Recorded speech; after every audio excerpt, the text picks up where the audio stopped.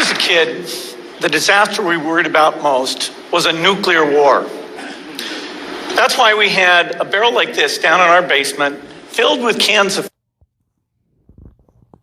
Just make sure I got the good... I wonder if I slow it down if I won't get a copyright. This just so happened to pop up in my feed here on YouTube. So I'm just gonna let it play. I haven't watched it yet. I just very, very curious to see what Mr. Gates has to say about outbreaks. Food and water. When the nuclear attack came, we were supposed to go downstairs, hunker down, and eat out of that barrel. I'm going to pause it here and there and put my 2 cents in a little bit, hoping to not get a copyright strike. Not that it matters as far as monetization or anything like that, because I'm not monetized, but I just don't want the video to be blocked, which I've been having my videos blocked and my comments taken down. I mean, they are censoring me, and I don't even get into stuff. It's like they're more concerned with censoring my comments than my content. But they take stuff down here and there also. So today, the greatest risk of global catastrophe doesn't look like this. Instead, it looks like this. Oh, is that what it looks like? If anything kills over 10 million people in the next few decades, it's most likely to be a highly infectious virus rather than a war. Not missiles, but microbes. Now, part of the reason for this is that we have invested a huge amount in nuclear deterrence, but we've actually invested very little in a system to stop an epidemic. Of course. Of course you have. Very little. Because why would you invest in a system to stop an epidemic when you have some crazy-ish plan for 2020 now, would you there, Billy boy? We're not ready for the next epidemic. Fucking clearly we're not ready, considering there ain't no toilet paper left. Let's look at Ebola. I'm sure all of you read about it in the newspaper. Lots of tough challenges. I followed it carefully through the case analysis tools we use to track polio eradication.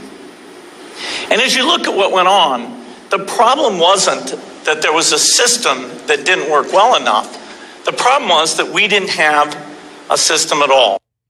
No system at all. Oh no, sounds scary. In fact, there are some pretty obvious key missing pieces. We didn't have a group of epidemiologists ready to go who would have gone, seen what the disease was, see how far it had spread. The case reports came in on paper. It was very delayed before they were put online, and they were extremely inaccurate. We didn't have... It's kind of slow. I'm going to speed it up a little bit. The medical team ready to go. We didn't have a way of preparing people. Now, Médecins Sans Frontières did a great job orchestrating volunteers, but even so, we were far slower than we should have been. It seems like he's talking normal speed now, and I sped it up a little bit. The thousands of workers into these countries. And a large epidemic would require us to have hundreds of thousands of workers. There was no one there to look at treatment approaches. No one to look at the diagnosis of thousands of workers. There was no one there to look at... Had to get that thumbnail. Treatment approaches. No one to look at the diagnostics. No one to figure out what tools should be used. As an example, we could have taken the blood of survivors, processed it, and put that plasma back in people to protect them. But that was never tried. So there was a lot that... Why was that never tried? I mean, I'm roughly 3 minutes in, and I'm already sitting here like, how can people like in the audience not be sitting there looking at him like, why wouldn't you try that? Like, how can none of these people have any of these questions? I don't get it. I'm already dumbfounded by the shit I'm hearing, and people just eat it right up, everything. Missing. And these things are really a global failure. The WHO is funded to monitor epidemics, but not to do these things I talked about. Now in the movies, it's quite different. There's a group of handsome epidemiologists ready to go. They move in, they save the day, but that's just pure Hollywood. The failure to prepare could allow the next epidemic to be dramatically more devastating than Ebola. Let's look at the progression of Ebola over this year. About 10,000 people died, and nearly all were in the 3 West African countries. There's 3 reasons why it didn't spread more. The first is... I'm going to speed it up a little bit more. This dude talks way too slow. There was a lot of heroic work by the health workers. They found the people and they prevented more infections. The second is the nature of the virus. Ebola does not spread through the air. And by the time you're contagious, most people are so sick that they're bedridden. Third, it didn't get into many urban areas, and that was just luck. If it had gotten into a lot more urban areas, the case numbers would have been much larger. So next time, we might not be so lucky. You can have a virus where people feel well enough while they're infectious that they get on a plane or they go to a market. The source of the virus could be a natural epidemic like Ebola, or it could be bioterrorism. And so there are... Could be a natural epidemic or bioterrorism. What do you think it is? Huh, people? What do you think? Do you think it even exists? I think that coronavirus is a real virus that exists. I think it's man-made, seeing as how there's patents for it. I also think that whatever people are dying from right now is just your average cycle of life. Like, like normal. Like every year, it's all similar. People die of all different things. Right now, you're not hearing about anything except for people dying from coronavirus. And they say it's affecting elderly people. Well, colds and flus and any health risks are obviously going to affect elderly people more because they're elderly people and those types of things affect them more. They're basically taking your average flu season, cold season, and making people believe it's this huge epidemic where if they weren't talking about it on the mainstream, business as usual. Things that would literally make things 1,000 times worse. In fact, let's look at a model of a virus spread through the air like the Spanish flu back in 1918. So here's what would happen. It would spread throughout the world very, very quickly. And you can see there's over 30 million people die from that epidemic. So this is 33, 365, and another 33. Go figure, right? I bet you if I were to dig into those numbers, they would be relevant. Maybe I'll make another video later and I'll do some gematria shit, even though I'm no pro. But 263, we all know the 33. Look at 365. Yeah, I'm gonna have to, I'll screenshot this. I bet you the numbers line up perfectly. Serious problem. We should be concerned. But in fact, we can build a really good response system. We have the benefits of all the science and technology that we talk about here. We've got cell phones to get information from the public and get information out to them. We have satellite maps where we can see where people are and where they're moving. We have advances in biology that should dramatically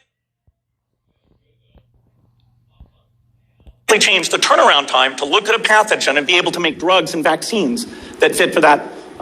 Vaccines. Bill Gates, who doesn't vaccinate his own children, but pushes vaccines. Vaccines. Come on, people. Pathogen. So we can have tools, but those tools need to be put into an overall global health system, and we need preparedness. The best lessons, I think, on how to get prepared are, again, what we do for war. For soldiers, we have full-time, waiting to go. We have reserves that can scale us up to large numbers. NATO has a mobile unit that can deploy very rapidly. NATO does a lot of war games to check, are people well trained? Do they understand about fuel and logistics? And war games. Well, I don't really know about war games, but about a month ago, there was event 201, event 201, where Bill and Melinda Gates Foundation and, of course, the governments were staging a pandemic of coronavirus, and they estimated that 65 million people could be dead from it. That was a month ago, and now here we are. All they did was go live with it. Same radio frequency, so they are absolutely ready to go. So those are the kinds of things we need to deal with an epidemic. What are the key pieces? First, I could be wrong about a month ago. I know it was, well, it's definitely not a month ago because it was 2019. But very, very recently, I don't know specific dates, but I know it's a true thing. It's real. You can look it up. The information is verifiable. Research Event 201. is we need strong health systems in poor countries. That's where mothers can give birth safely, kids can get all their vaccines, but also where we'll see the outbreak very early on. We need a medical reserve corps. Lots of people who've got the training and background who are ready to go with the expertise. And then we need to pair those medical people with the military, taking advantage of the military's ability to move fast, do logistics, and secure areas. Secure areas, as in medical martial law, as in turning our own military against us for a manufactured thing that you're pushing amongst the public. This should be making you very angry, people. I mean, where is your line in the sand? Seriously. Because I know where mine's at. We need to do simulations, germ games, not war games, so that we see where the holes are. The last time a germ game was done in the United States was back in 2001, and it didn't go so well. So far, the score is germs 1, people 0. Finally, we need lots of advanced R&D in areas of vaccines and diagnostics. There are some big breakthroughs, like adeno-associated virus, that could work very, very quickly. Now, I don't have an exact budget for what this would cost, but I'm quite sure it's very modest compared to the potential Not that it matters, because you can afford it, can't you, Billy boy? harm. The World Bank estimates that if we have a worldwide flu epidemic, global wealth will go down by over $3 trillion, and we'd have millions and millions of deaths. These investments offer significant benefits beyond just being ready for the epidemic. The primary health care, the R&D, those things would reduce global health equity and make the world more just as well as more safe. So I think this should absolutely be a priority. There's no need to panic. We don't have to hoard cans of spaghetti or go down into the basement. Yeah, tell that to people right now. But we need to get going because time is not on our side. In fact, if there's one positive thing that can come out of the Ebola epidemic, it's that it can serve as an early warning, a wake-up call to get ready. If we start now in 2014, we can get ready for the thing that I'm going to do or be behind or involved in 2020. Don't you know, people? we can be ready for the next epidemic. Thank you. Oh, you're so very welcome. Now, let's see what the date, well, 15. April 3rd, 2015. And this is talking about 2014. But alright. And